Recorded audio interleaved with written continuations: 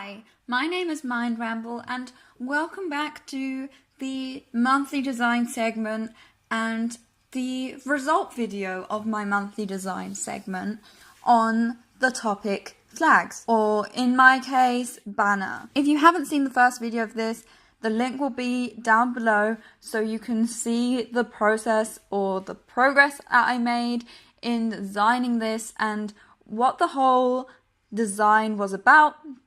And here I'm just going to talk about what I did to finalize the product. So as I said in the last video, I really wanted to continue on the personalized banner route. I had to find facial features that weren't necessarily eyes that made my pet stand out, and this wasn't as easy as I thought. I tried to make the way that my dog's hair fell over her eyes in the most simplest way possible, which I really struggled with.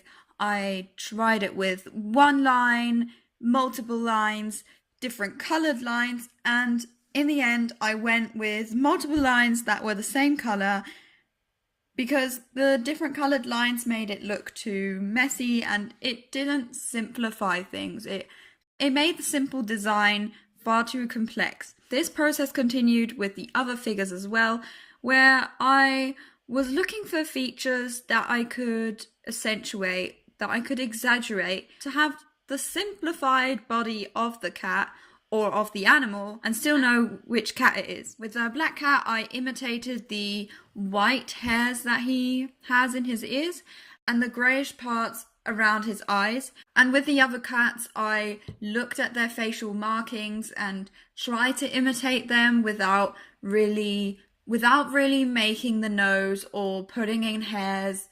These facial markings by the other cats are the darker areas of their face that really stand out, and it was really difficult to find a way to do this by me because I didn't want to do facial features as such, and I didn't know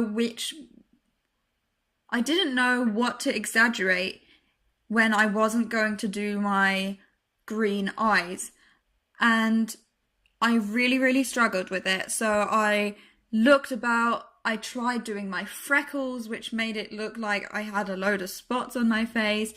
I have a really pointy and slim nose, so I tried to do my nose as simple as possible. I then thought of doing my mouth, which didn't work, which looked really ugly, and I went to doing my scar on my forehead, which at first I didn't really want to do because my scar doesn't really define me, but my scar is really something that not everyone has on their face. There was a time in my life where I had the possibility to get my scar removed or to have it not show up as much, and I was really considering doing it. And talking with my friends, I was saying, okay, I have this possibility, it's the last possible chance doing it now.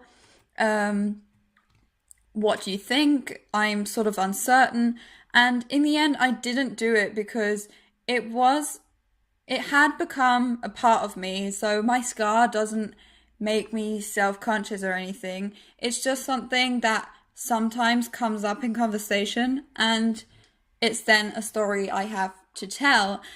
I didn't want to go through unnecessary treatment and suffer from consequences that might come through doing that treatment, so I didn't do it in the end, and that's why I chose my scar as one of my facial features and went on doing that. And the characters I then saved not as one big group bulk, which I did in the last one, which didn't give me a lot of flexibility on how to move them or how I wanted them to be placed.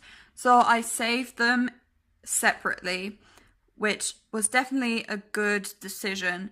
And then I went on into Photoshop and tried out different ways to integrate my font.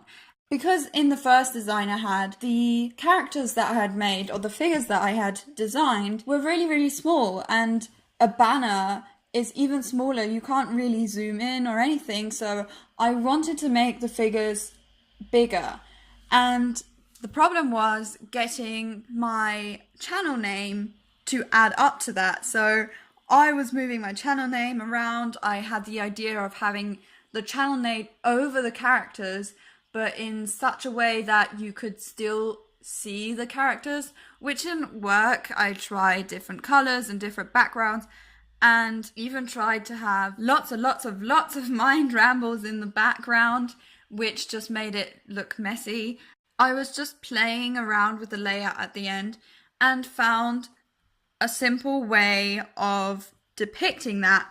At the very end, I made my own shadows with the pen tool to give it another dimension, even though I had already put shadows on the faces and on the letters, but it was missing something, and I'm so happy that I did do the manual shadows as well, because I just think it gives it that little bit more, and I'm really, really happy with how it turned out. As I said in the other video that I had different plans for the loading bar, I thought that the loading bar was a good design and didn't want to just not use it at all, and decided to work on making an introduction. I didn't film how I was working in After Effects to make the introduction happen because I've never used After Effects, so it was a lot of looking up what to do, how to do this, how to do that. It was a lengthy process, which would have been a pain to edit in post, and this is the introduction I came up with. And those were the designs that I came up with for this month's monthly design. I hope you enjoyed this video, and I'll see you next week. Bye!